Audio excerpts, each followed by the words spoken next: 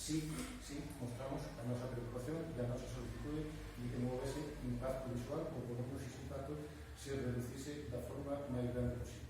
En eso, pues, estou traballando en armonía con meu compañeiro Carlos de Pereira, con Antonio Pérez Balado,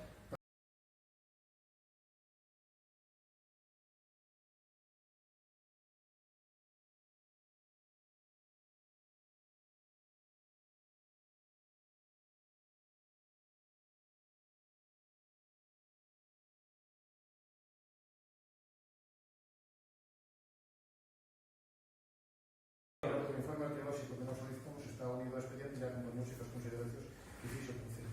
O arqueólogo que se encargou do traballo fixo un traballo de campo para ver que elementos arqueolóxicos ou infraestructuras podía existir na zona, tanto na poligonal do parque como fora desa poligonal. Ese informe arqueolóxico está unido ás consideracións que o Concello incorporou ao expediente que obra na Consellería. E podemos facer público? Non ten ningún inconveniente.